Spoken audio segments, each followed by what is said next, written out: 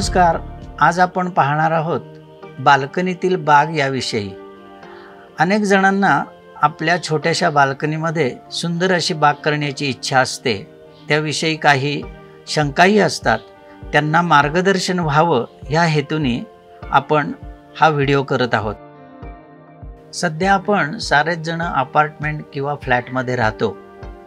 ह्या अपार्टमेंट किंवा फ्लॅटमध्ये आपल्या वाट्याला एक छोटीशी बाल्कनी आलेली असते.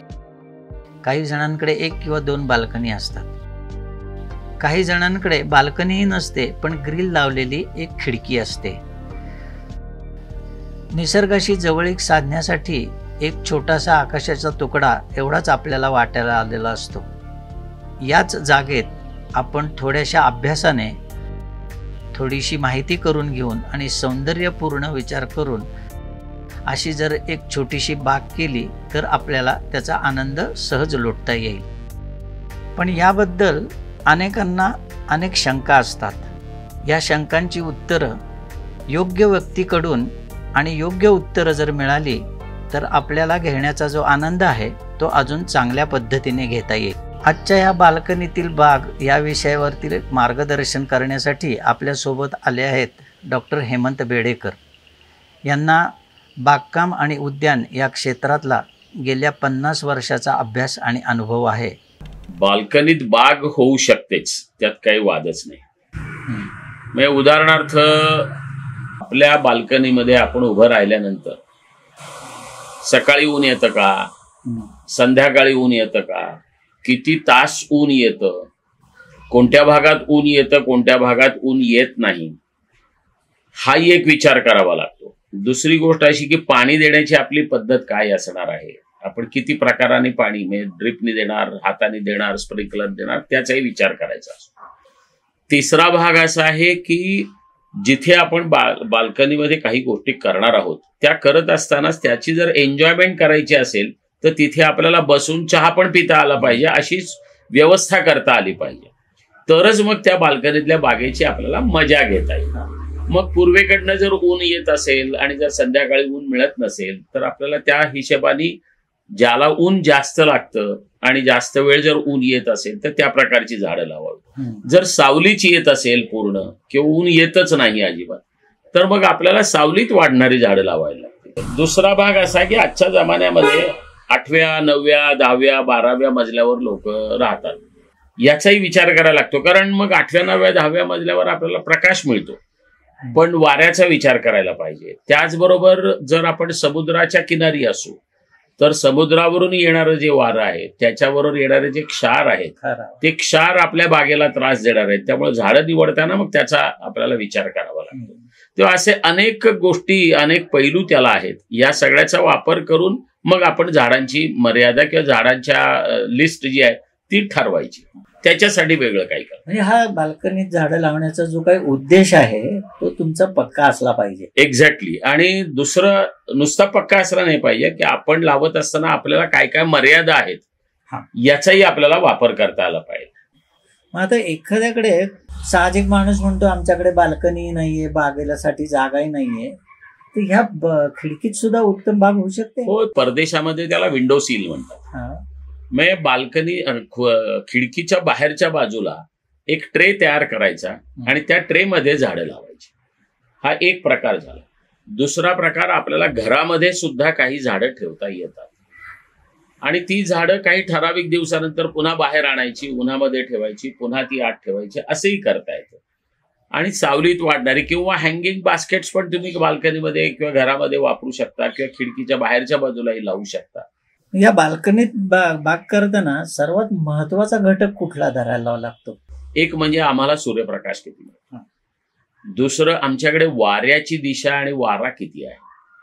तिसरं, आमच्या हातामध्ये कोणत्या प्रकारच्या कुंड्या आहेत किंवा कोणत्या प्रकारच्या ग्रो बॅग्स आहेत याचा आपल्याला विचार करायचा. तिसरं, आपण कोणत्या प्रकारच्या माध्यमामध्ये, म्हणजे मातीत लावतोय का कचरा जो आहे तो कुजवलेला आहे त्याच्यामध्ये लावतो आहे, किंवा बाहेरून मग त्यावेळेला बाहेरून माती आणून मग त्याचं मिक्सचर तयार करणं, या सगळ्या गोष्टी आल्या. माध्यमाचा विचार करताना सुद्धा हा विचार करावा लागेल की माती मी तांबडी मातीच वापरायची का, माझ्याकडे उपलब्ध आहे का, का काळी माती मला चालेल, प्रत्येकाचे काही चांगले भाग असतात आणि काही वाईट भाग असतात. म्हणजे आपण एक तांबडी माती घेतली तर तांबड्या मातीतून पाणी झटकन निघून जातं. पण हीच जर काळी माती घेतली तर काळ्या मातीमध्ये पाणी साठवून राहतं, म्हणजे पाणी धरून ठेवते ती. मग आता ती जर पाणी धरून ठेवत असेल तर बऱ्याचदा काय घडतं की आम्ही भरपूर पाणी घालतो, कारण आम्हाला रोजच पाणी घालायची सवय आहे किंवा आम्हाला सांगितलं जातं. पण काळ्या मातीत जर आपण कुठल्याही कुंडीत म्हणा किंवा बाहेर जरी बाग केली असेल तर रोज पाणी घालून चालणार नाही. ऑन द कॉन्ट्री, जर आपण रोज पाणी घालायला लागलो तर ती झाडं मरतील. आणि याचं उत्तम उदाहरण म्हणजे आमच्या दारातली तुळस. असं हा विचार करून आपल्याला या सगळ्या गोष्टींच्याकडे की लाल मातीच पाहिजे तरच झाडं चांगली होतात असं काही नाहीये. कोणत्याही प्रकारची माती चालते. खरं म्हणजे माती लागतेच असं सुद्धा नाहीये. कारण आपण जर चांगला कुजवलेला जर कचरा असेल किंवा जर कंपोस्ट केलेलं असेल, सेमी कुजलेलं, अर्धवट कुजलेलं असेल, तर त्याच्यात सुद्धा आपण उत्तम झाडं लावू शकतो. फक्त मग त्यावेळेला मात्र अशी अपेक्षा करायची नाही की मी त्याच्यात लहान कुंडी आणि लिंबाचं झाड लागेल. मग त्यावेळेला मग बाकीची लिमिटेशन्सचा विचार करायचा. पण तांबडीच माती, काळीच माती, फक्त कचरा असं काही नसतं. तुमच्याकडे जे अव्हेलेबल आहे त्याचा वापर करून तुम्हाला गार्डन करता आली पाहिजे. हे करताना तुम्ही काय करू शकता? आता उदाहरणार्थ तांबडी माती आहे, मग त्या तांबड्या मातीमध्ये पाणी धरून राहत नाही. मग आपल्याला काय करायचं? तर मग ती करताना ज्या कुंड्या आपण भरतो आहोत त्याच्या खाली विटांचे तुकडे टाका आणि मग त्याच्यानंतर तुम्ही माती आणि खत भरा. म्हणजे मग त्या विटांच्या तुकड्यामध्ये आपोआप जे आपण पाणी घालतो ते पाणी बरोबर धरून ठेवलं जातं आणि ते पाणी पुन्हा मुळांना मिळायला लागतं. जर तुमच्याकडे काळी माती तुम्ही वापरणार असाल तर तिथे तुम्हाला वाळू किंवा दगडाच्या तुकडे टाकावे लागतील की ज्याच्यामधून तुमचं पाणी जास्त जे होईल त्याचा पूर्ण निचरा. जर तुम्ही कंपोस्ट जर वापरणार असाल तर मग त्या कंपोस्ट वापरताना पाण्याच्या वापरावर आपल्याला प्रचंड निर्बंध घालावे लागतात. असं त्या हिशेबाने ते आपल्याला करता येतं. पण तांबड्या मातीचाच आग्रह मुळीच धरण्याचं कारण नाही.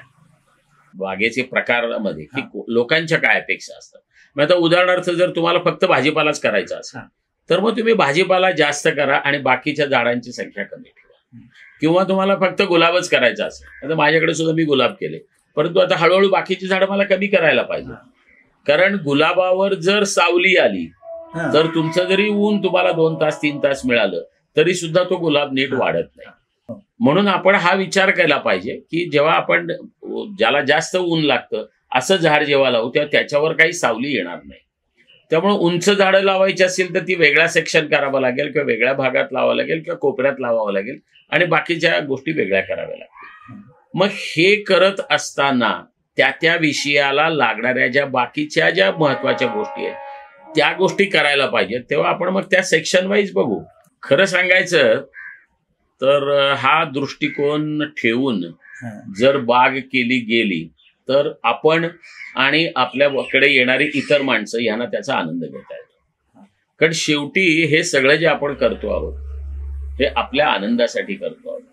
त्याच्यामध्ये मिळणाऱ्या भाजीपाल्याचा जर तुम्ही कॉस्ट काढायला गेलात तर ती कित्येकदा कितीतरी महाग मिळते.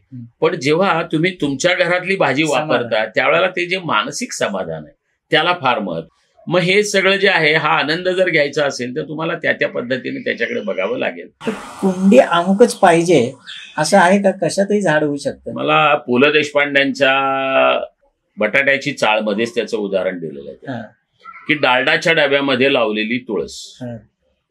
याचं पुढचं उदाहरण मी तुम्हाला देतो की मी सिक्कीम मध्ये गेलो आणि सिक्कीम मध्ये हिंडत असताना माझ्या असं लक्षात आलं की अशी एकही बाल्कनी नाही की ज्या ठिकाणी वेगवेगळ्या प्रकारच्या कंटेनर्स मध्ये गोष्टी लावलेल्या आहेत.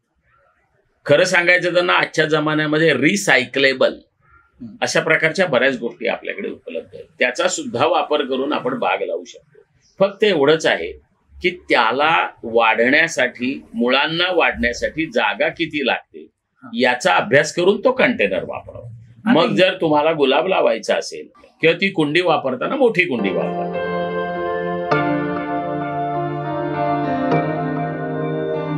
बाल्कनीच्या प्रकारांचा जर विचार करायला गेलं तर त्याचे 2-3 उपप्रकार होतील. एक म्हणजे सूर्याची दिशा, दुसरं म्हणजे आकार आणि तिसरं म्हणजे आपल्याला अवेलेबल असलेल्या ज्या काही गोष्टी आहेत त्या. म्हणजे उदाहरणार्थ समजा कुंड्या आहेत तर त्या कुंड्या ठेवण्यासाठी खाली असलेले स्टँड की ज्याच्यामुळे त्या एका लाईनीत एका उंचीला दिसतील किंवा मागे पुढे करणं शक्य होईल, असा एक प्रकार होऊ शकतो छोटासा. आणि प्रकाश येण्याची जी दिशा आहे त्याच्यावर मात्र बरंच काही अवलंबून आहे. सकाळी ज्यांच्याकडे सूर्यप्रकाश येतो अशा बाल्कनीचा वेगळा विचार करावा लागेल. दुपारनंतर ज्यांच्याकडे सूर्यप्रकाश येतो अशा बाल्कनीचा वेगळा विचार करावा लागेल. आणि क्वचित प्रसंगी काही बाल्कनीजना दुपारी 12 वाजता सुद्धा ऊन येतं. त्याचा काही फार मोठा वेगळा विचार करण्याची गरज नाही. पण हे पहिले सकाळचं ऊन आणि दुपारचं ऊन ह्याचा विचार महत्वाचा आहे.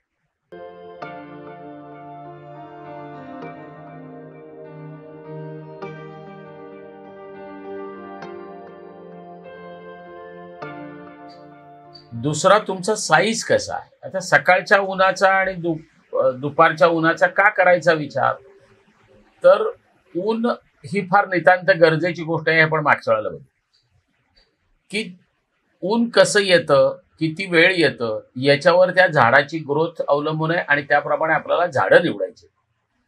आता अगदी उदाहरण आपण घेऊ की गुलाब आहे. गुलाब हा सगळ्यांना आवडतो, सगळ्यांना पाहिजे असतो म्हणून गुलाब घेऊ. तर गुलाबाला किमान 5 ते 6 तास ऊन लागतं. त्यातल्या त्यात 3-4 तास तरी ऊन पाहिजे.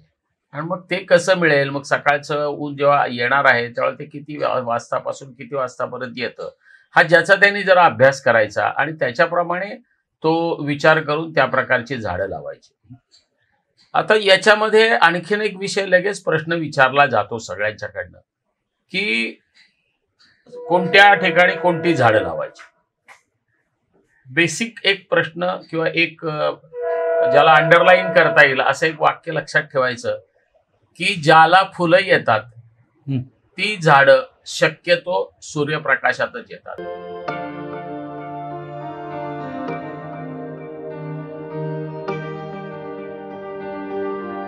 फक्त 2-3 अपवाद आहेत.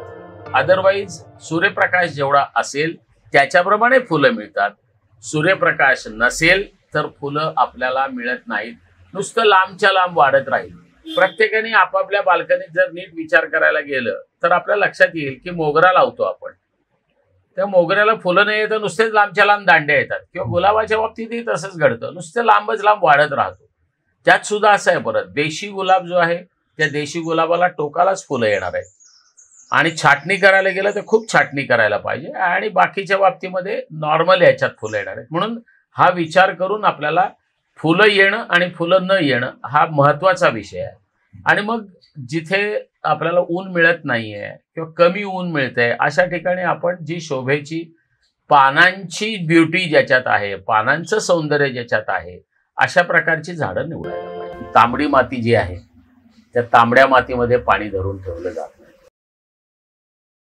काळी माती असेल तर काळ्या मातीत पाणी धरून ठेवलं जातं. त्याचबरोबर कचराच्या पासून जे झालेलं कंपोस्ट आहे ते काय किंवा खत काय याच्यामध्ये पण पाणी धरून ठेवलं जातं. आणि नुसतं तांबडी जेव्हा माती असते तेव्हा त्याच्यात पाणी धरून ठेवलं जात नाही. मग आता ह्याच्यासाठी आपल्याला हे जे माध्यम तयार करायचंय, हे माध्यम करताना 3 गोष्टींचा आपल्याला विचार करायचा आहे. एक म्हणजे त्या झाडाला सपोर्ट मिळाला पाहिजे.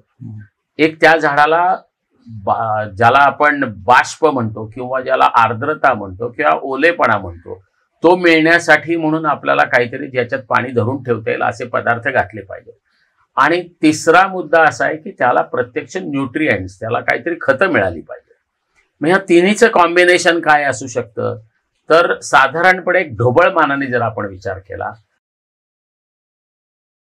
तर तांबडी माती 1 पार्ट, खत 1 पार्ट आणि वाळूसारखं ज्याला आधार मिळेल असं किंवा थोडीशी काळी माती किंवा तांबड्या मातीमधले जे काही आपल्याला छोटे छोटे दगड मिळतील ते असं कॉम्बिनेशन करून ते घेतलं पाहिजे.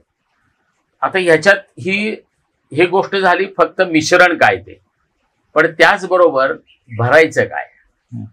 कुठली कुंडी भरताना आपण साधारणपणे आपल्याकडे लावताना आपण कुंडी किंवा कुठलाही कंटेनर, मग त्याला आपण सगळ्याला एकच नाव देऊ कंटेनर.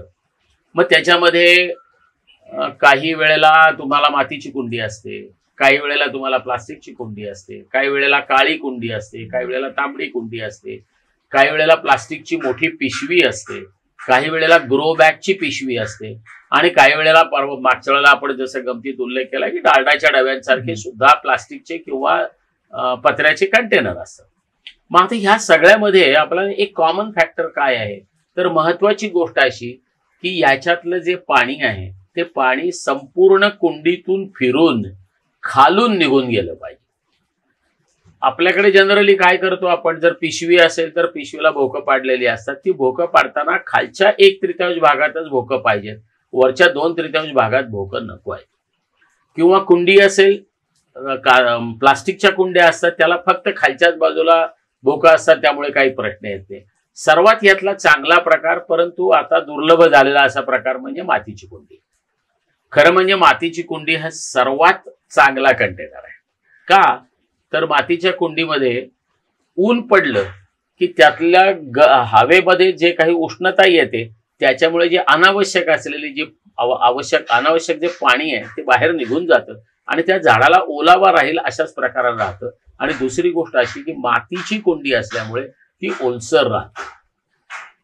एक नेहमी लक्षात ठेवायचं, हे वाक्य पुन्हा पुन्हा येणार आहे की झाडांना पाणी नाही लागत, झाडांना बाष्प लागतं किंवा ओलावा लागतो. आणि हा ओलावा फार महत्वाचा आहे. गच्च जेव्हा आपण पहा मातीचा गोळा, आपण पाणी जर मातीत घातलं, जास्त पाणी झाले की त्याचा गोळा होत नाही. ओलावा असणं म्हणजे काय, तर त्याचा गोळा झाला पाहिजे. अशा पद्धतीने आपल्याला हे सगळं कॉम्बिनेशन करायचं.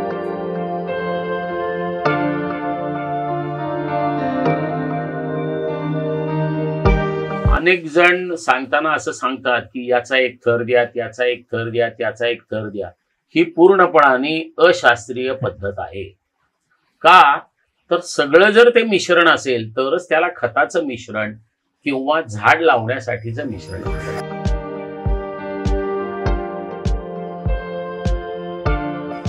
त्याचबरोबर जेव्हा तुम्ही प्लास्टिकच्या कुंड्या वापरता, विशेष करून मातीची जेव्हा कुंडी असते त्यावेळेला त्याला काहीही वेगळं करण्याची गरज नाही, आपण सरसकट मिश्रण भरून त्याच्यामध्ये झाड लावू शकतो.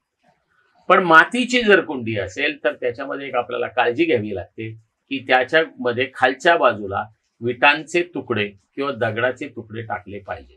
विशेषतः प्लास्टिकच्या कुंड्या जेव्हा असतात, काळी माती जेव्हा आपल्याकडे असते त्यावेळेला खडीचे चक्क तुकडे टाकणं हे फार महत्वाचं आहे. आणि फक्त जी कुंडीला जी होल्स दिलेली असतात त्याच्यावर फक्त फार घट्ट नाही, बऱ्यापैकी लूज, म्हणजे फक्त पाणी जाईल, माती जाणार नाही, अशा प्रकाराने आपण जर विटांचे तुकडे ठेवले तर ते अतिशय उपयुक्त ठरतं. याच्याशिवाय आणखीन 1-2 प्रकार आहेत.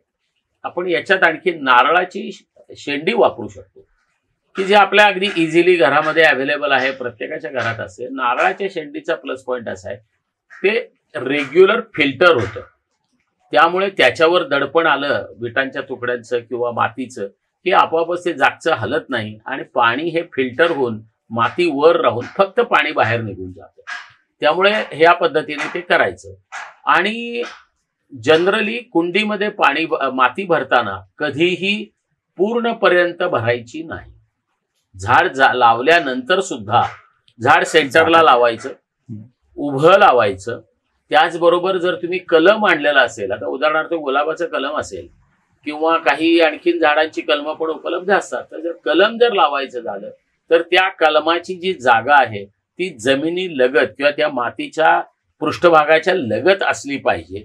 त्या मातीमध्ये ती गाडली जाता कामा नये. हे का करायचं, तर त्याच्यासाठी कारण असं आहे की मातीमधले जे बॅक्टेरिया किंवा मातीमधले जे काही मायक्रोरायझा असतात ते जे कलमाची जागा आहे ती जर कच्ची असेल, कारण जनरली जेव्हा आपण बागेतनं कलमं घेतो त्यावेळेला ती काही फार मोठे दिवस झालेले नसतात, त्यामुळे ती जागा ही कच्ची असते. आणि मग त्यावेळेला जर त्याच्यामध्ये जर पाणी साठलं किंवा त्याच्यामध्ये जर बॅक्टेरिया गेले तर ते कुजणार आहे आणि मग आपण दोष देणार आहोत आयदर आपल्याला लावता येत नाही म्हणून स्वतःला, नाहीतर नर्सरीवाल्याला. तर हे होऊ नये म्हणून याची काळजी घेतली पाहिजे. नर्सरीमध्ये तुम्हाला जेव्हा मिळतं रोप त्यावेळेला ते प्लास्टिकच्या पिशवीत असतं. शक्यतो त्याला लावताना पाणी द्यायचं नाही.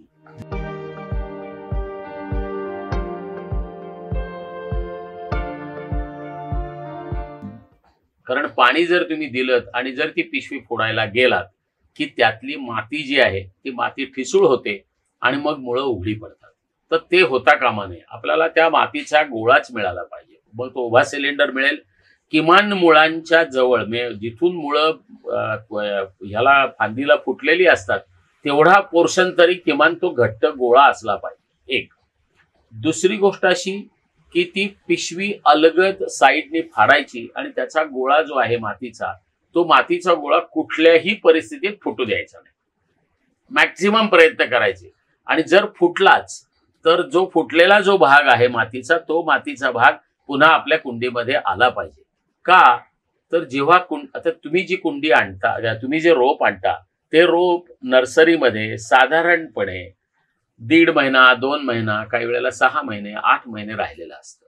त्यामुळे ते त्या वातावरणामध्ये सेट झालेलं असतं. शेवटी एक नेहमी लक्षात ठेवायचं, आपण झाडांच्या बरोबर काम करतो त्यावेळेला आपण जिवंत गोष्टींच्या बरोबर काम करतो. जशी लहान मुलांना आपण सांभाळतो, त्यांना काही इजा होता कामा नये, त्यांना काही कुठल्याही प्रकाराने त्रास होता कामा नये, याचा विचार जसा करतो तसंच झाडांचा आहे. आता ह्याच्यात मगाशी जो उल्लेख आला तो की काही जे आहेत, म्हणजे गुलाबासारखं झाड आहे की ज्याची कलमं असतात, किंवा लिंबाचं झाड तुम्ही आणलं तर त्याला कलम केलेलं असतं. तर त्यावेळेला तो जो कलम केलेला भाग आहे त्याचा नीट मगाशी सांगितल्याप्रमाणे विचार करायचा. त्याचबरोबर जी मातीची लेव्हल आहे कुंडीमध्ये असलेली, त्याच लेव्हलला कुंडीमध्ये राहिलं पाहिजे. म्हणजे काय होईल तर मिक्सचरचं किंवा जे आपण मिश्रण करणार आहोत ते मिश्रण आणि त्या पिशवीतली माती ही साधारणपणे एका लेव्हलला असली पाहिजे.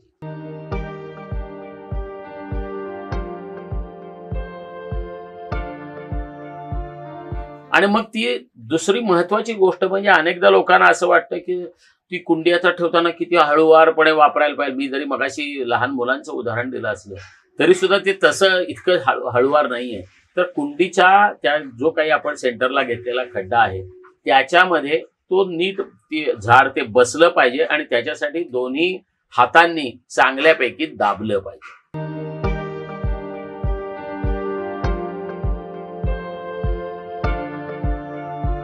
हे का दाबायचं तर याच्यामुळे त्या झाडाच्या त्या संबंध कुंडीचं जे मिश्रण आहे आपलं त्याच्यामध्ये पाणी हवा राहता कामा नये.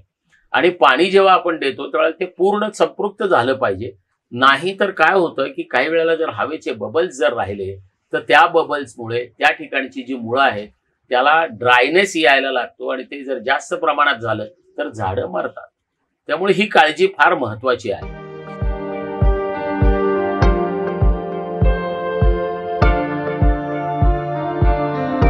तिसरा भाग असा की कुठल्या प्रकारची रोपं घ्यायची आणि कुठल्या प्रकारची घ्यायची नाही. अगदी सरळ एक पहिला मुद्दा असा की झाड जेव्हा आपण घेतो त्यावेळेला ते घेताना त्याची पानं उलटी करून बघायची. त्याच्यावर कुठल्याही प्रकारचे किडे, कुठल्याही प्रकारचे डाग, कुठल्याही प्रकाराने त्याला काही इंजुरी झालेली नाही ना याची एक काळजी घ्यायची. आणि त्याचबरोबर दुसरं म्हणजे किमान 2 ते 3 फांद्या असलेली झाडं घ्यायची. सिंगल फांदीची झाडं ही शक्यतो घ्यायची नाहीत. म्हणजे मग काय होतं, अर्थात मात्र एक तुम्ही लगेच मला विचाराल किंवा गुलाबाच्या बाबतीत काय करायचं, तर गुलाबाच्या बाबतीमध्ये जी एक सेंटरची दांडी आलेली आहे ती किमान 3-4 इंच उंच असली पाहिजे. मग त्याच्यानंतर त्याची जी पहिली ब्रँच येते त्याच्यामधून त्याला फुटवे पाहिजेत. खालूनच फुटवे येणारी असतील तर ते खालचे फुटवे काढून टाकायचे, ते कधीच घ्यायचे नाही. कारण जनरली असं घडतं की वॉटर सकर्स असतात आणि त्याला फुलं येत नाही. त्यामुळे ही काळजी घ्यायची. शेवंती सारख्या फुलांच्या बाबतीमध्ये पण आपल्याला हीच काळजी घ्यायची की पिशवीमध्ये जी लेव्हल आहे ती लेव्हल आणि मिश्रणाची लेव्हल कुंडीतल्या ही एकच असली पाहिजे. पिशवीतली माती खाली जाता कामा नये की ते खड्डा किंवा संक होता कामा नये.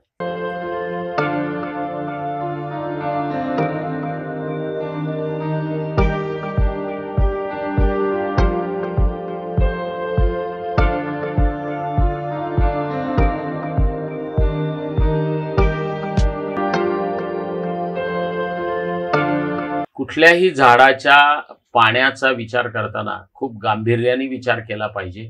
कारण बऱ्याचदा जेव्हा आपल्याकडे आपण लावलेलं झाड हे मरतं त्याचं मुख्य कारण हे पाणी असतं.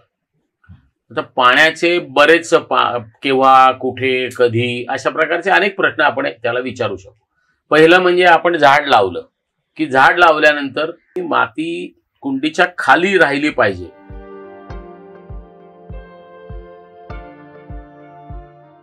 कुंडी पूर्णपणाने मातीने कधीही भरायची नाही आणि ती जी वरची गॅप आहे त्या गॅप मध्ये पाणी भरेल एवढं पाणी सुरुवातीला घालायचं.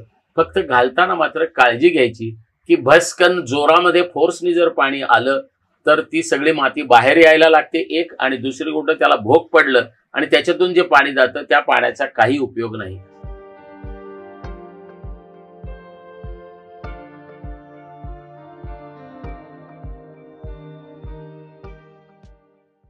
म्हणून शक्यतो बादलीतनं मगानी पाणी जर घातलं गेलं शांतपणाने आणि पूर्णपणाने जरी संपृक्त झाली, खालून जरी पाणी यायला लागलं तरी तो वरचा जो भाग आहे कुंडीची जी रिम आहे त्या रिम पर्यंत सुरुवातीला पाणी भरायचं.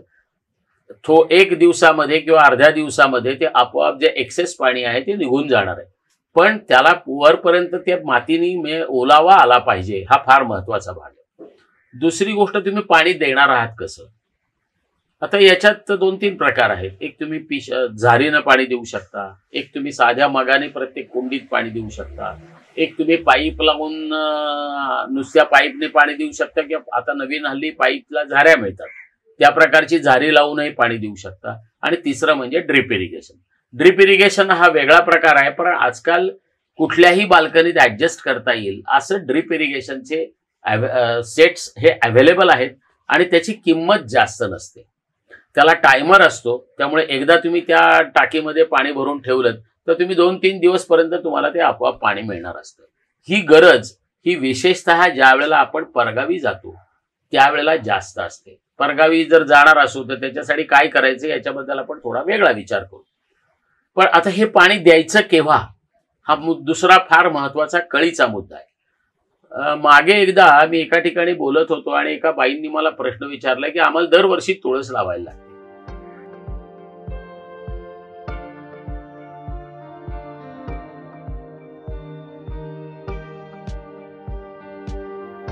त्याचं कारण काय, तर त्याचं कारण अगदी सरळ सरळ असं आहे की बरोबर आहे, पूर्वीच्या काळापासून आपल्याकडे घरामधून रीत आली आहे की घरातल्या बाईने उठायचं व ह्याला तुळशीला प्रदक्षिणा घालायच्या आणि पाणी ओतायचं, मग तांब्यावर पाणी ओतलं जायचं.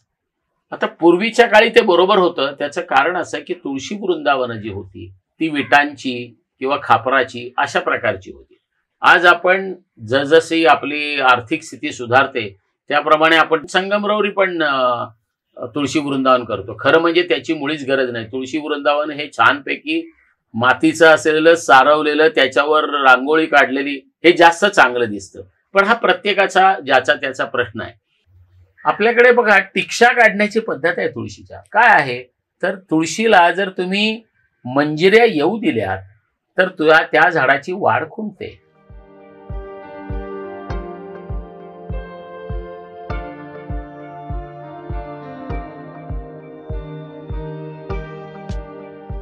म्हणून शक्यतो मंजिऱ्या येऊ द्यायच्या नाहीत. आणि मग जर तुम्ही रेग्युलर तुळस खाणारी असाल किंवा तुळशीचा औषधी अर्क करायसाठी वापरत असाल तर तुम्ही त्याच्या टिक्षा काढत गेल्यात ते आपोआप ते कंट्रोल होतं. काही तुम्हाला नवीन करावं लागत.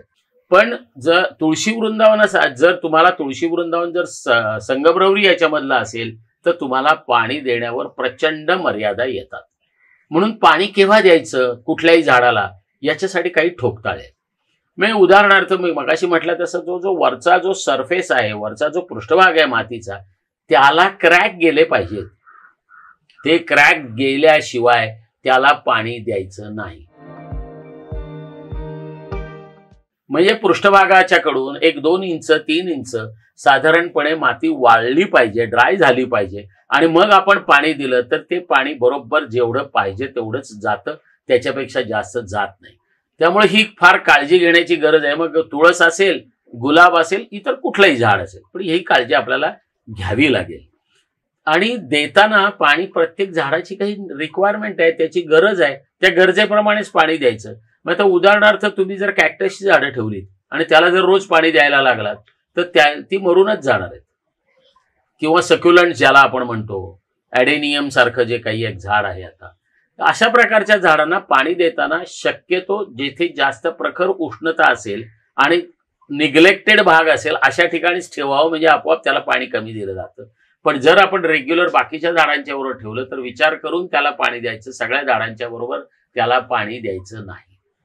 हा एक भाग.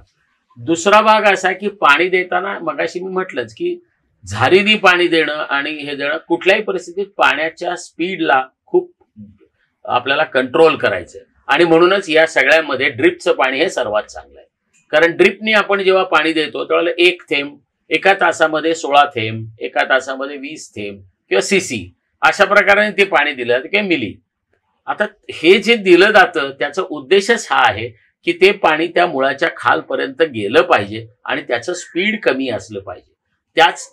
तेच प्रिन्सिपल आपण जर इतर पाणी देताना वापरलं तर आपोआपच आपल्याला अतिशय सुंदर अशा बागेचं सौंदर्य आणि चांगला अनुभव, डोळ्यांना आनंद, ह्या दोन्ही गोष्टी घेता येतील.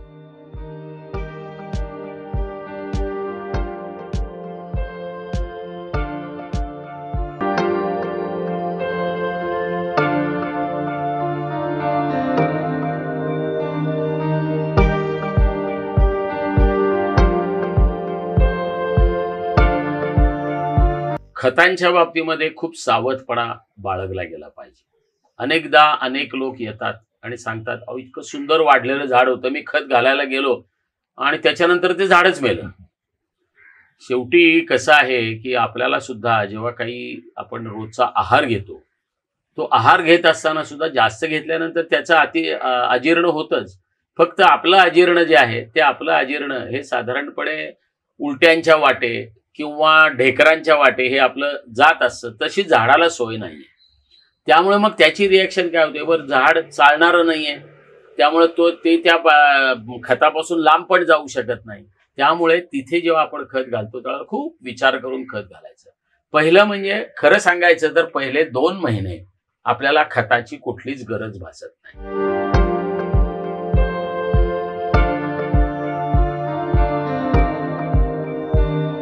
कारण आपण जेव्हा मिक्सचर तयार केलेलं आहे, जे आपण जी काही कुंडीमध्ये घातलेली जी माती आहे त्याच्याबरोबर आपण खत वापरलेलं आहे आणि ते खत हे पुरेसं होतं पहिले 2 महिन्यांसाठी.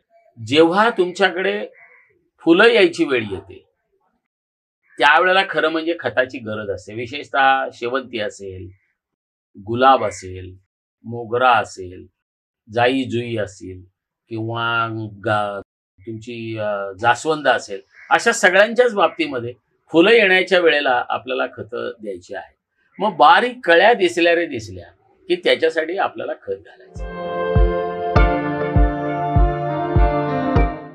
आता खतामध्ये खूप प्रकार आहेत. मग लिक्विड खतं आहेत, शेणखतासारखं खत आहे किंवा कोंबडी खतासारखं खत आहे, लेंडीसारखं खत आहे, अशा अनेक प्रकारचे. त्याचबरोबर केमिकल फर्टिलायझर्स आहेत. आता ह्यातलं सर्वात चांगलं कुठलं खत म्हणाल तर एक म्हणजे तुमचं शेणखत किंवा कंपोस्ट. शक्यतो कुंड्यांसाठी कोंबडी खत वापरायचं नाही.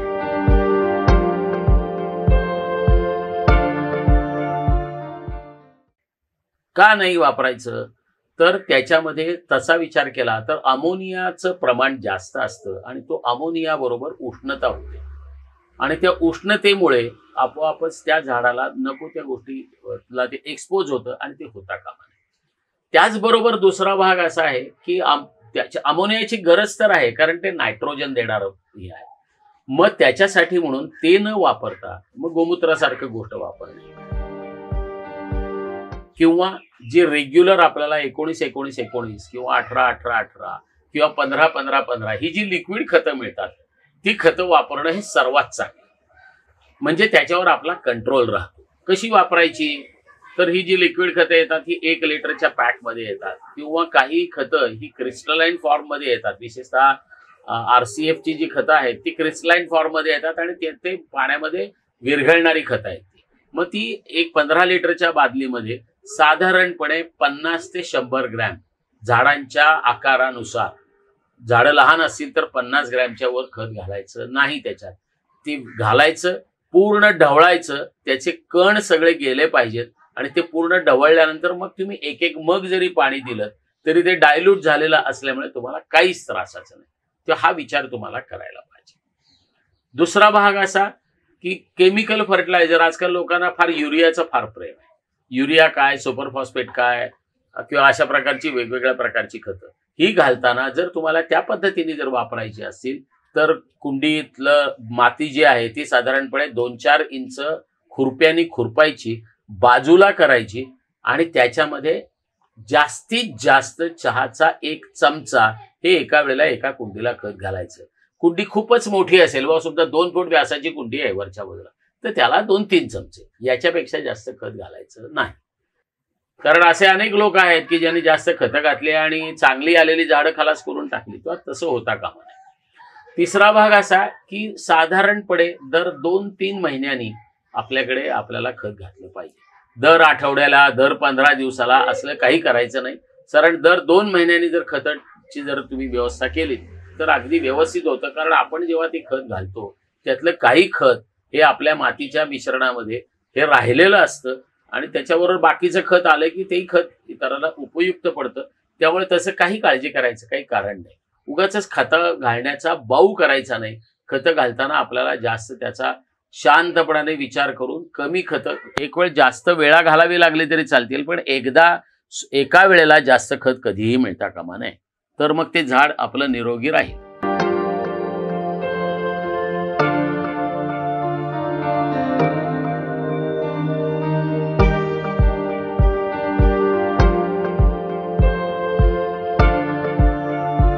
एकतर आपण खुरपणी का करतो असा आपल्या स्वतःला प्रश्न विचारायचा. आपण 2 कारणांसाठी खुरपणी करतो. एक म्हणजे त्याच्यामध्ये उगवलेलं गवत काढण्यासाठी आणि त्याचबरोबर ती जी माती आहे ती माती हलवली की आपोआप खालपर्यंत हवा जात असते. काही वेळेला पाणी जाऊन किंवा मुळांच्या हालचालीमुळं ज्या सगळ्या आपल्या बारीक ज्या नळ्या असतात मातीमधल्या त्या सगळ्या ब्लॉक होतात आणि त्या मोकळ्या व्हाव्यात, त्या मुळांना हवा मिळावी, हा फार महत्वाचा विषय आहे. म्हणून एक पहिलं पाणी दिलं आणि दुसरं पाणी दिलं ती या 2च्या मधलं जे अंतर आहे ते त्याच्यासाठी ठेवायचं.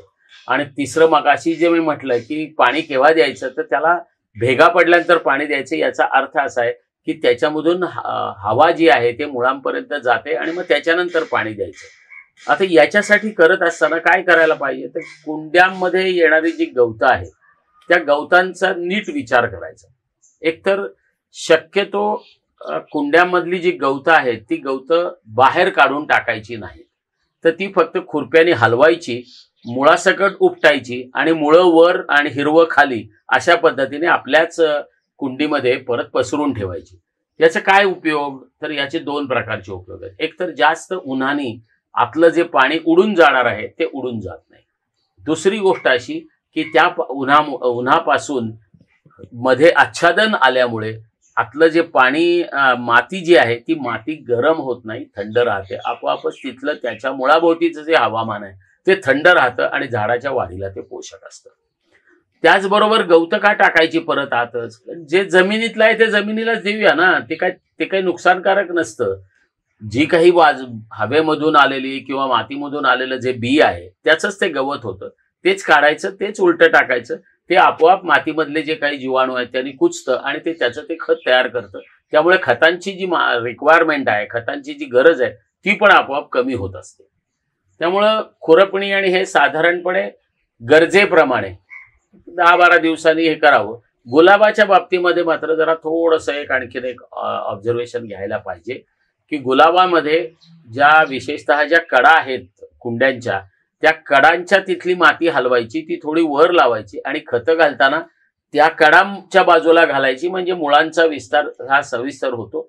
आणि त्याचबरोबर दुसरी गोष्ट अशी की त्याला, कारण गुलाबासारख्या गोष्टीला दर 15 दिवसांनी किंवा कंटिन्युअसली आपल्याला फुलं पाहिजे असतात आणि ती मिळण्यासाठी म्हणून ह्याची गरज आहे. म्हणून हे हलवायचं, तिथे खतं घालायची, तेच गवत तिथेच आच्छादन करायचं, म्हणजे आपोआपच त्याची सगळी जी काही गरज आहे ती भागवली जाते.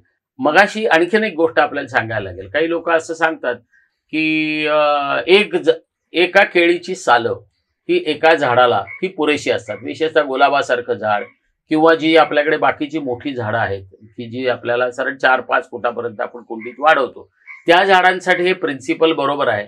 फक्त शक्यतो जशीच्या तशी साल टाकायची नाही, त्याचे 5-6 तुकडे करून टाकले तर जेवढं एक साधं सिंपल प्रिन्सिपल आहे बायोलॉजीतलं, की जेवढा सरफेस एरिया जास्त तेवढं त्याचं कुजण्याचं प्रमाण जास्त किंवा फास्ट.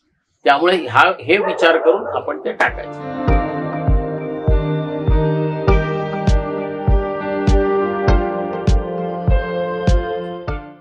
खरं सांगायचं तर प्रत्येक वेळेला त्याची गरज नाही. जेव्हा लहान झाडं असतात त्यावेळेला त्याची रिपॉटिंग करण्याची मुळीच आवश्यकता नाही. पण तुमच्याकडे खूप मोठी झाडं आहेत. म्हणजे आता उदाहरणार्थ तुम्ही मोगऱ्याचं झाड लावलंय, 2-3 वर्ष झाली, त्याची जी खोडं आहेत ती चांगली जाड झालीत, तर अशा वेळेला रिपॉटिंगची गरज असते. किंवा गुलाबासारखं झाड आहे की आपल्याला चांगल्यापैकी हे मिळून गेलेलं आहे, फुलं मिळून गेलेली आहेत आणि त्याचं जे खोड आहे ते जरा जास्त जाड झालंय. किंवा सोनचाफ्यासारखं झाड आहे की एका कुंडीमध्ये तुम्ही 1000-1000, 1200 सुद्धा झाडं एका सीझनमध्ये घेऊ शकता, फुलं घेऊ शकता. आता ही जी फुलं घेण्यासाठी जी गरज आहे ती गरज असताना त्याच वेळेला जर आपण खाली जर त्याचं खोड बघितलं तर ते जाड व्हायला लागतं.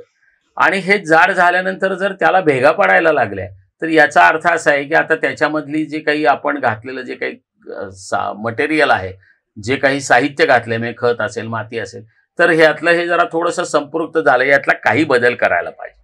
मग आता हा जो बदल करायचा आहे, हा बदल कसा करायचा, तर 2-3 प्रकारांनी हा करता येतो. जेव्हा झाडं फार मोठी झालेली नाही त्यावेळेला वरची साधारणपणे 3-4 इंचामधली जी माती आहे, मातीचं जे मिक्सचर आहे ते काढून टाकायचं आणि नवीन मातीचं मिक्सचर घालायचं. हा एक प्रकार झाला. हा प्रकार करून आपण साधारणपणे 2-1 वर्षांपर्यंत विदाऊट रिपॉटिंग आपली झाडं आपण वाढवू शकतो. मग त्याच्यानंतर काय होतं, खूपच जेव्हा झाडं जास्त होतात त्यावेळेला काय घडतं, तर जी मुळं असतात ती मुळं आपण जे घातलेलं खत आहे किंवा जी माती आहे त्या मातीतलं जे अन्न शोषून घेतल्यामुळे तिथे त्यांच्या खाली काहीच राहत नाही आणि मग ती खूपच मुळांचा भार नुसता होतो. मग हे ओळखायचं कसं, तर जे कुंड्यांमध्ये जे खाली जे भोकं असतात पाणी जाण्यासाठीची, त्याच्यामधून मुळं बाहेर यायला लागतात. आणि ती जर बाहेर यायला लागली तर आपल्या लक्षात येतं की आता जरा ह्याच्यात आत फारच गच्च झालेलं आहे. आणि दुसरं म्हणजे फुलांच्यावर परिणाम होतो, लहान फुलं येणं, कमी येणं हे सुरुवात होते. मग आपण रिपॉटिंगच्या ह्याला लागायचं. रिपॉटिंग करताना सावलीत रिपॉटिंग करायचं, उन्हामध्ये करायचं नाही. एक. दुसरी गोष्ट, रिपॉटिंग करताना शक्यतो साधारणपणे एखाद दुसरा पाऊस येऊन गेल्यानंतर किंवा थंडी सुरुवात होताना, या 2 वेळेला आपण रिपॉटिंग करू शकतो. आणि मग रिपॉटिंग करताना कात्री जवळ पाहिजे आणि त्याच्यामध्ये जी काळसर पडलेली, ब्राउनिश झालेली जी मुळं आहेत ती मुळं काढून टाकायची. पांढरी मुळी कधीही काढायची नाही. पांढऱ्या मुळीला सर्वात जास्त महत्व आहे, कारण त्या पांढऱ्या मुळीवरच त्या झाडाची वाढ आहे. आणि तुमच्या माहितीसाठी पांढऱ्या मुळीचं आयुष्य हे साधारणपणे 1.5 ते 2 महिन्यांच्या शिवाय जास्त नसतं. कित्येकदा काही जातीमध्ये ते कमी असतं. विशेषतः तंतुमय मुळं ज्याच्यामध्ये असतात त्याचं ते तिथे आयुष्य 15 दिवसाचं फक्त असतं. त्यामुळे ती जी पांढरी मुळं आहेत त्याला धक्का नाही लागता कामा. ब्राऊन झालेली मुळं कमी करावीत, काढावीत. खूप लांब वाढले असले तर ती छाटायला हरकत नाही. मग ते पुन्हा आपण कुंडीमध्ये ठेवताना मग पुन्हा मागचं जे मिक्सचर केलेलं होतं त्याच पद्धतीने कुंडी पुन्हा भरायची. फक्त त्याच्यासाठीची वेळ आणि ऊन नसणं, सावलीमध्ये करणं हे फार महत्वाचं आहे. आणि मग पुन्हा परत पाणी तसंच देणं वगैरे ह्या सगळ्या गोष्टी आपल्याला करायच्या. कुंडीत वेगवेगळ्या प्रकारची 2-3 झाडं लावावीत का? खरं सांगायचं तर अजिबात लावू नयेत. आणि लावायचीच जर असतील तर ती एकमेकांना पूरक असावी. निसर्गामध्ये सुद्धा जेव्हा आपण हिंडतो त्यावेळेला तुम्ही बघा, एका झाडामध्ये 2-3 प्रकारची झाडं नसतात. फक्त काही वेळेला आपल्याला वडाच्या झाडावर वेगवेगळ्या प्रकारची झाडं आलेली सापडतात. का, कशी असतात ती, तर पक्षी बसतात आणि त्या पक्ष्यांच्या विष्ठेमधून जे पडणारं बी आहे ते एखाद्या पिंपळाच्या झाडावर वडाचं झाड वाढत असतं किंवा उलटं असतं. त्यावेळेला त्याच्या ज्या खाचा असतात त्याच्यामध्ये ते राहतं आणि तिथे ते उगवतं आणि त्याच्यामुळे ते नवीन झाड तयार होतं. परंतु ही निसर्गातला एक्सेप्शन आहे, हा निसर्गाचा नियम नाही. आणि आपण निसर्गाशी खेळतो आहोत, आपण नियम तोडायचे नाहीत. त्यामुळे शक्यतो लावायची नाहीत. शक्यतो म्हणण्यापेक्षा लावायचीच नाहीत. प्रत्येकाला आपापल्या ताकदीनुसार, आपापल्या हवेच्या रिक्वायरमेंटनुसार, आपल्या उन्हाच्या रिक्वायरमेंटनुसार त्याला वाढायची संधी दिली पाहिजे. आणि म्हणून शक्यतो झाडं ही वेगवेगळी ठेवावीत आणि त्याचबरोबर एकाच झाडाच्या सावलीत ऊन लागणारं दुसरं झाड पण ठेवायचं नाही, हेही आपल्याला सांभाळलं पाहिजे. जर तुम्ही गुलाब लावणार असाल तर गुलाबावर सावली येणारं दुसरं काहीही असता कामा नये. गुलाबाला पूर्ण ऊन मिळालं पाहिजे. मोगऱ्यासारखं झाड आहे, त्याला पूर्ण ऊन मिळालं पाहिजे. विशेषतः ज्याला फुलं येतात त्या सगळ्या झाडांच्यावर कुठल्याही प्रकारची सावली पडणार नाही याची काळजी घेतली पाहिजे. खरं सांगायचं तर ना की आपण जर झाडाच्या जवळ जायला लागलो, रोज रोज जर जात असू, तर ते झाडच आपल्याला सांगत असतं की मी वाढतोय का नाही वाढत. आणि ह्याला कारण पण लगेच आपल्याला शोधता येतात. कारण काय काय असतात? जास्त पाणी घालणं हे एक कारण असतं, अतिशय कमी पाणी मिळणं हे दुसरं कारण असतं, आणि तिसरं कारण असतं त्याला सूर्यप्रकाश कमी.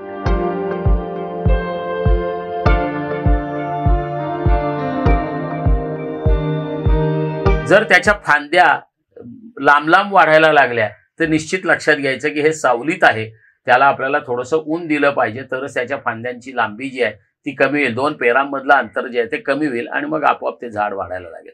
ती जर फांद्यांची जर लांबी वाढत गेली तर त्याच्या टोकाला फुलं येतात आणि मग ते कुठेतरी एवढंसं छोटंसं फूल वगैरे असं होतं. हे होऊ नये म्हणून ही काळजी घ्यायची. तसंच कुंडीमध्ये झाड लावताना किती साईजची कुंडी आणि झाडाचा आकार. आता पहा, जनरली आपल्याकडे आपण जेव्हा बागेत किंवा नर्सरीमध्ये जातो त्यावेळेला आपल्याला जी मिळणारी झाडं असतात ती कमीत कमी 2 ते 3 इंच रुंदीची पिशवी असते किंवा 6 ते 7 इंच रुंदीची पिशवी असते.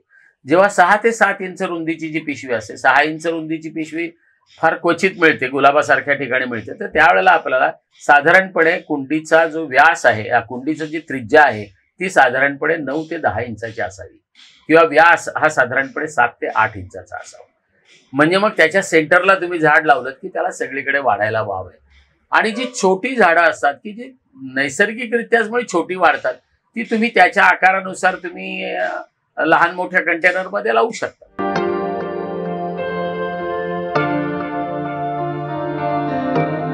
पहिला एक अगदी महत्वाचा बेसिक प्रश्न असा लक्षात घ्यायचा की कोणताही रोग किंवा कोणतीही कीड वाढण्यासाठी जसं आपल्याला वातावरणामध्ये हवा व्यवस्थित घेता यावी अशी जी गरज असते तशीच त्यांची ती गरज असते. आणि ती केव्हा त्यांना ती ज्याला आपण कंजिनियल कंडिशन्स असं इंग्रजीमध्ये आपण म्हणतो की त्यांना वाढीसाठी उपयुक्त असलेलं हवामान किंवा त्या ज्या स्थिती आहे झाडाची, त्याच्यामध्ये एक महत्वाची स्थिती अशी असते की ज्यावेळेला पानं भरपूर वाढतात. पानं भरपूर वाढण्याचा काळ हा साधारणपणे जूनमध्ये ज्यावेळेला हवामान बदलतं आणि थंडपणा येतो, थोडंसं मॉइश्चर हवेतलं वाढतं, त्यावेळेला आपोआपच झाडांची पानं वाढत असतात. आणि मग आपल्याला लक्षात असं यायला लागतं की एक साधारणपणे जुलै, ऑगस्ट, सप्टेंबर, ऑक्टोबर या वेळामध्ये किडी खूप वाढतात. आणि किडीमध्ये महत्वाची जर सर्वात कुठली कीड असेल तर तो जो लोकरी किडा आहे, मावा आणि माव्यासारखे तत्सम प्रकार हे जास्त वाढतात. अशा वेळेला जेव्हा लहान बाग असते त्यावेळेला काही औषधं मारण्याची गरज नसते. आपल्याकडे जेवढ्या याच्यावरती आलेला असेल कीड तेवढी पानं सरळ काढावीत आणि ती डेटॉलच्या पाण्यामध्ये किंवा गरम पाण्यामध्ये जरी टाकली किंवा मिठाच्या पाण्यात जरी टाकली तरी त्या किडी मरून जातात, त्यांनी काही प्रॉब्लेम येत नाही. जर खोडावरच असेल किंवा जर जास्तच झाला असेल त्याच्यावर त्या किडी खायला, मावा खायला ह्या तांबड्या मुंग्या येतात. शक्यतो कसं असं आहे माहितीये का की जीवो जीवस्य जीवन, एकाला निसर्गानेच ही व्यवस्था करून ठेवलेली की एकाला खायला दुसरा, दुसऱ्याला खायला तिसरा, हे सगळं केलेलं आहे. त्यातल्या त्यात सर्वात जास्त चांगला भाग म्हणजे आजकाल गोमूत्र हे उपलब्ध असतं आणि त्या गोमूत्राचा फवारा दर 15 दिवसांनी तुम्ही झाडावर आणि त्याचबरोबर मातीवर मारलं आणि खुरपलं तर आपोआपच ते सगळं जे आहे तिथे जी त्याची घरं बिरं केलेली असतात ती जातात. फक्त गोमूत्र मारताना सुद्धा एक काळजी घ्यायची, तुम्ही डायरेक्ट जर गोमूत्र मारायला गेला तर त्या गोमूत्रांनी सुद्धा पानं करवडतील. म्हणून 9 लिटर पाण्यामध्ये 1 लिटर गोमूत्र हे जेव्हा आपण मिक्सचर तयार करतो आणि त्याचा फवारा जेव्हा मारतो त्यावेळेला तो पुरेसा असतो.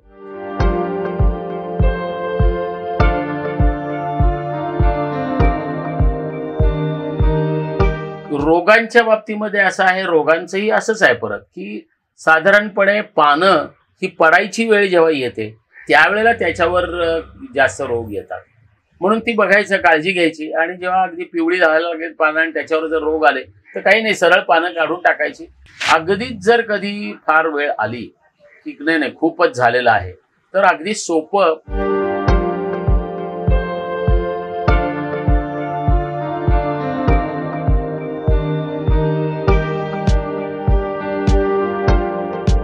तंबाखू, मिरची आणि लसूण हे लसूण आणि मिरची ठेचायची,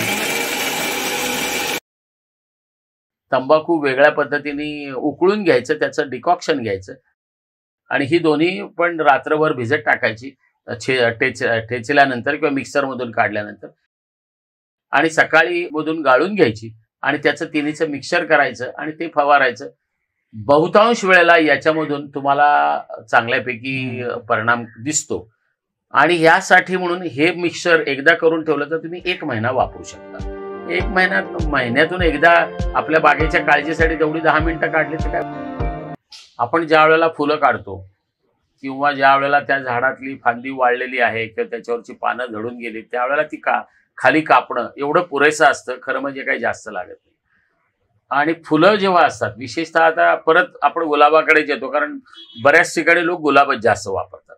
त्यातला ज्याला आम्ही हायब्रिड टी म्हणतो, म्हणजे खूप मोठ्या आकाराचं आणि सिंगल कळी येणारं जे फुल आहे, बऱ्याचदा लोकांची अशी एक सांगणं असतं आम्हाला किंवा सांगत असतं, आम्ही जेव्हा नर्सरीतनं आणलं ना तेव्हा खूप मोठं फुल होतं आणि जेव्हा इकडे आली 5-6 फुलं येऊन गेली आणि आता फुलांचा साईजच बारीक झाला. हो, हे काय प्रकरण आहे? तर याचं कारण असं आहे की ज्या वेळेला आपण फुललं, 2 वेळेला आपण हे फुल कापतो. एक म्हणजे आपल्याला जर घरात ठेवायचं असेल तर पूर्ण उमललं की फुल आपण छाटून आपल्या घरामध्ये फुलदाणीमध्ये आपण ठेवू शकतो, किंवा खरं तर झाडावरच त्याचं नैसर्गिकरित्या सौंदर्य चांगलं असतं.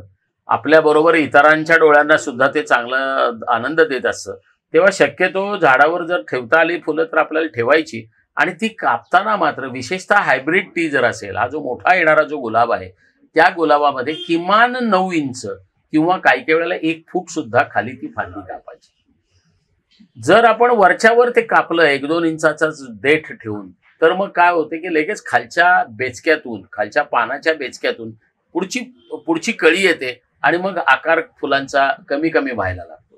म्हणून जर आकार तुम्हाला हवा असेल आणि त्याचं जर निखळ सौंदर्य जर आपल्याला पाहिजे असेल, तर तो गुलाबाचं फूल कापताना सरळ 9 इंच, 10 इंच किंवा 12 इंचापर्यंत खाली कापायचं. कापताना अतिशय शार्प कात्री घ्यायची. कुठल्याही परिस्थितीमध्ये ते पिचकता कामा नये, कारण पिचकलं तर त्याच्यामधून किडी आणि रोग दोन्ही जाऊ शकतात आणि मग आपल्या झाडावर त्याचा परिणाम होतो. त्यामुळे ही काळजी घ्यायची. मग त्याच्याच बरोबर बाकीची जी झाडं आहेत, आता उदाहरणार्थ अनेक झाडं, विशेषतः आता जास्वंदी आहे, तर जास्वंदीच्या बाबतीमध्ये असं असतं की जास्वंदी समजा एका फांदीला आली की त्याच्यानंतर त्या जास्वंदीचं फूल जिथे आलेलं आहे त्याच्या खाली त्याचा शेंडा उडवायचा. मग तुम्ही जर नीट ऑब्झर्वेशन घेतलं तर बहुतेक सगळ्या फुलं येणारे जी झाडं आहेत त्यांना सगळ्यांना शेंड्याच्या बाजूला जास्तीत जास्त फुलं येत असतात. मग त्यावेळेला तो जर फूल येऊन गेलं की त्याच्यापासून 1-2 इंच 3 इंच जर शेंडा उडवला तर मग खालच्या बाजूनी ज्या फुटी येतात किंवा खालच्या बाजूनी ज्या ब्रांचेस येतात त्या लांब लचक वाढतात आणि त्याच्या शेंड्याला सुद्धा फुलं येतात. मोगरा किंवा जाई, चमेली ह्या सगळ्या ज्या गोष्टी ह्या वेली वर्गातल्या गोष्टी. आता ह्या गोष्टी लावताना मगाशी आपला दुसरा एक प्रश्न आहे की याला बांधायच्या कशा, काय करायच्या. शक्यतो बांधायच्या भानगडीत फार पडू नये. ज्याला जर कुठे आधार देता आला, म्हणजे अगदी एखाद्या ठिकाणी आपल्याला बाल्कनी एखादी जर भिंत रिकामी असेल तर तिथे खाली 2 कुंड्या ठेवाव्यात आणि त्याच्यावर जाळी लावावी जाड मेशची, म्हणजे साधारणपणे 2 इंच बाय 2 इंच किंवा 1 इंच बाय 1 इंच अशी, आणि त्याच्यावर ते जर वेल सोडले तर आपल्याला ती पूर्ण भिंत झाकून जाते आणि त्याच्यावर आपल्याला भरपूर फुलं मिळतात. फक्त एकच परत अडचण अशी की त्याला सूर्यप्रकाश मिळाला पाहिजे.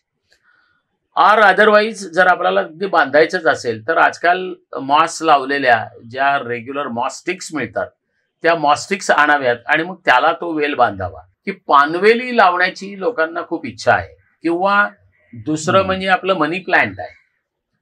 आता ह्या सगळ्या ज्या दोन्ही गोष्टी आहेत, या सगळ्या दोन्ही गोष्टींच्या मध्ये एकतर आपल्याला त्याची जी वाढ आहे ती असं आहे की जर आपण त्याला वाढू दिलं तर ती 20-20 फूट सुद्धा वाढेल. पण मग त्यावेळेला काय करायचं, विशेषतः पानवेलीच्या बाबतीमध्ये 8 ते 10 इंच 12 इंच वाढलं की त्याच्यानंतर जे फुटवे आलेले आहेत त्याला मुळं, त्या प्रत्येक ह्याला पेरामधून खाली मुळं येत असतात, ती मुळं दिसायला लागली की ते जे बांधलेलं असेल ते सोडवायचं आणि खाली परत ते घ्यायचं आणि 2 पेरांच्या मध्ये जिथे मुळं आलेली आहेत ती मुळं परत जमिनीमध्ये दाबायची आणि तो पुन्हा वेल जो आहे तो बांधून टाकायचा. म्हणजे मग तुम्हाला जास्तीत जास्त पानं मिळत राहतात. कारण पानवेल हा भाग असा आहे की आपण कापत राहतो आणि मोगऱ्यासारखा भाग असा आहे की मोगरा काय, जाई काय, जुई काय, मधुमालती काय, या सगळ्या प्रकारची फुलं काढताना सुद्धा हे नाही काढायचं, नुसतं फुल नाही काढायचं, तर त्याच्याबरोबर 2 पानं काढायची. ती 2 पानं काढणं हेच आपली छाटणी आहे. याच्या बाबत, तुळशीच्या बाबतही असंच आहे. आपल्याकडे बघा टिक्षा काढण्याची पद्धत आहे तुळशीच्या. काय आहे तर तुळशीला जर तुम्ही मंजिऱ्या येऊ दिल्यात तर त्या झाडाची वाढ खुंटते. म्हणून शक्यतो मंजिऱ्या येऊ द्यायच्या नाहीत. आणि मग जर तुम्ही रेग्युलर तुळस खाणारी असाल किंवा तुळशीचा औषधी अर्क करायसाठी वापरत असाल तर तुम्ही त्याच्या टिक्षा काढत गेल्यात की आपोआप ते कंट्रोल होतं. काही तुम्हाला नवीन करावं लागत.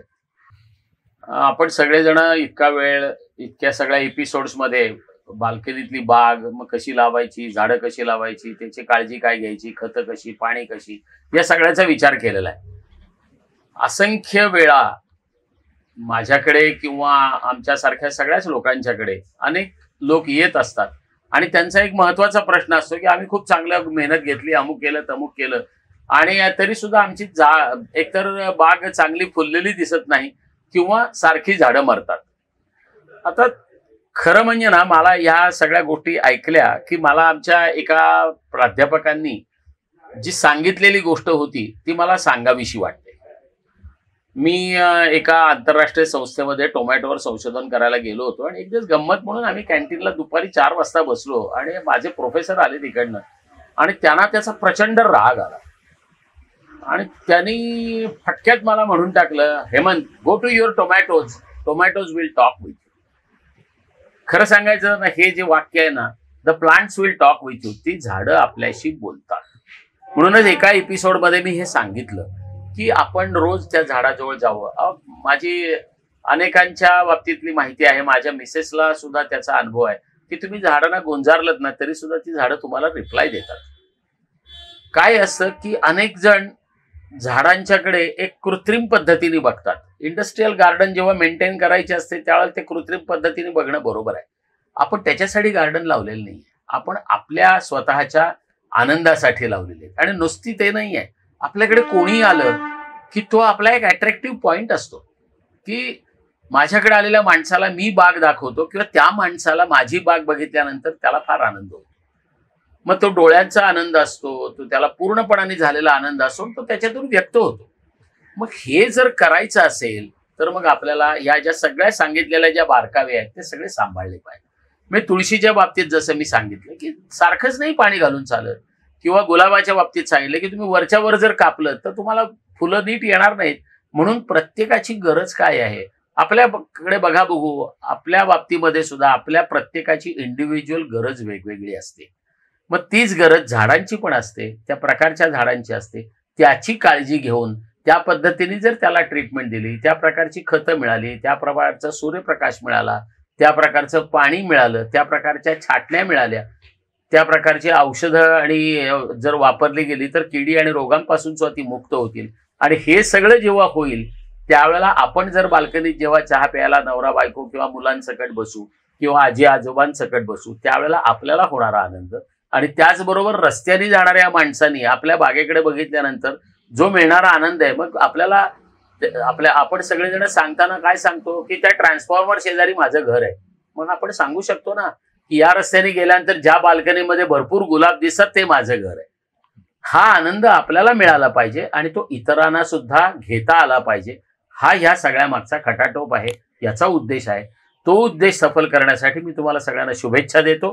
तुम्ही सगळ्यांनी या प्रकाराने लावा झाडं, त्याची काळजी घ्या आणि ती जर काळजी घेतली तर आपोआपच आपल्याला असंख्य गोष्टी ह्या अगदी कमी श्रमामध्ये व्यवस्थितरित्या हाताळता येतील आणि आपण आपल्या घरामध्ये राहायचा जो आनंद आहे तो आपल्याला चांगल्यापैकी मिळू शकतो.